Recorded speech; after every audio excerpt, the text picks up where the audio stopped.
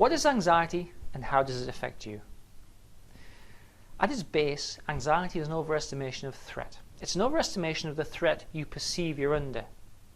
Now, fear is a very useful emotion, and fear is a bit different from the general anxiety experience. Fear is quite immediate, it's quite obvious, and it's quite strong. You recognize that there's something threatening, such as a tiger, and you either have to fight the tiger or you need to run away as fast as possible. Fear is a very useful emotion to experience, particularly, in fact only, if there's a really significant and serious threat to your physical existence or integrity. Anxiety is somewhat different though.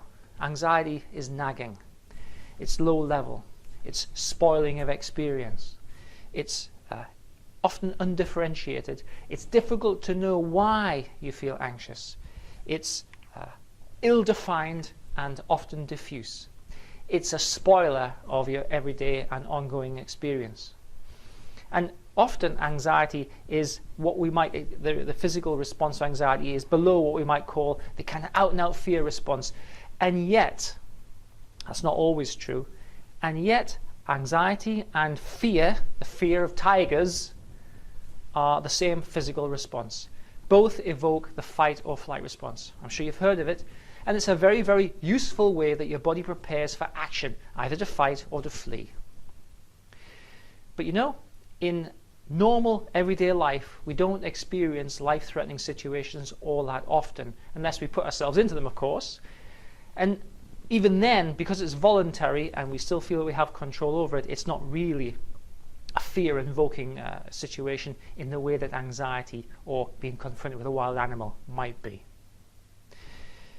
When you perceive that you're threatened in some way, your body releases a cascade of hormones into your system, and these have physiological consequences. And these consequences are the most obvious characteristics of anxiety that pretty much everyone would recognize. The common physical characteristics of anxiety are familiar to everyone.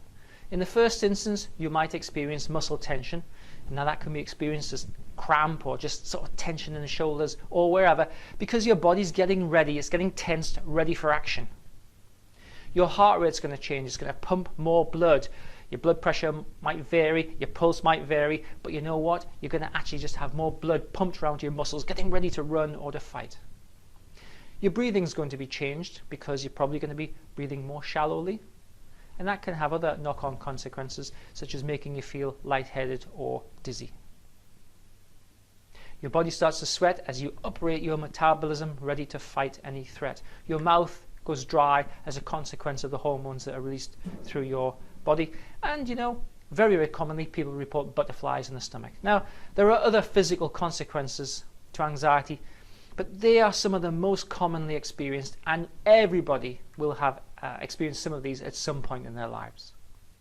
The fight or flight system is beautifully designed to help you to escape from actual, real threat and danger. It's part of our genetic heritage, and I'm sure it's saved many people when they're confronted with a saber-toothed tiger. But with anxiety, it's difficult to know when the threat has passed. You see, when there's an actual threat and you escape from the threat, it's obvious that you're now safe. But with anxiety, it's very difficult to know when you're safe. And often people report that they only feel safe perhaps in bed or in their bedroom or at home.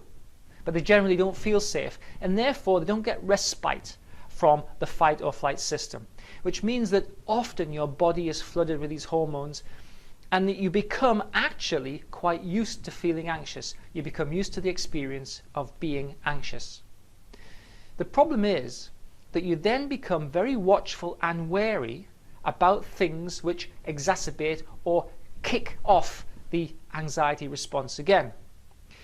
If you don't know what's making you feel anxious, you're going to be very watchful and wary to find out what it is that's so threatening to you.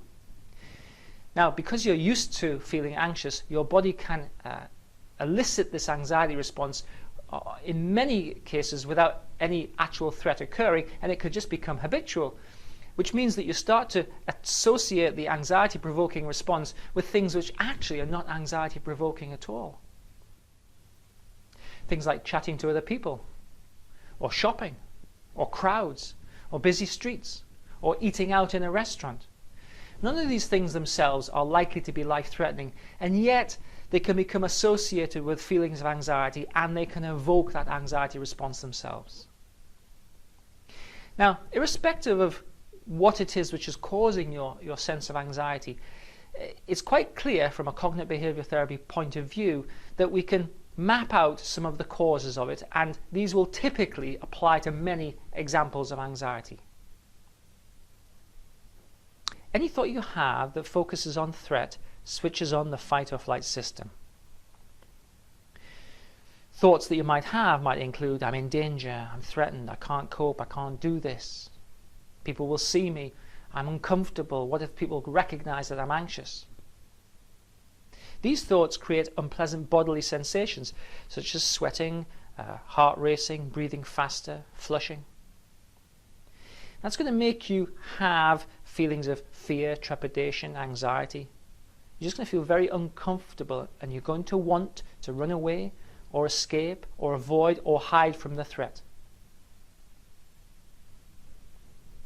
None of this is pleasant, and of course it just makes living more problematic. Once anxiety becomes quite habitual, it makes living a normal life quite difficult, because many of the experiences that you might consider to be normal seem, for some reason or other, to start to feel threatening. The longer term consequences of anxiety are that you start to restrict your life. You start to use strategies which will help you to feel a little bit safer, and these generally include avoiding things. The trouble is that if you constrict your life enough, it actually becomes quite difficult to just engage in mundane life activities. Now that's what I call an example of false control, because it gives control of your anxiety to external stimuli. Real control, of course, is to recognize that the external world, eating out, dining, talking to people, shopping and crowds, are not in themselves anxiety provoking. So real control, therefore, is to challenge the anxiety-provoking feelings themselves. Is to recognize that the anxiety-provoking sensations are not in themselves dangerous, are simply consequences of appraising whatever it is you're doing as anxiety-provoking. Now, commonly people report that they're not able to know why they feel anxious. They just feel anxious. And often that's classified as what's called generalized anxiety disorder, a pervasive sense of unease, but without being focused on anything in particular. It's absolutely crucial to figure out what it is which is creating this sense of anxiety and challenge that, as opposed to constricting your life and reducing the things that you do, because that is not, in the end, any solution to anxiety.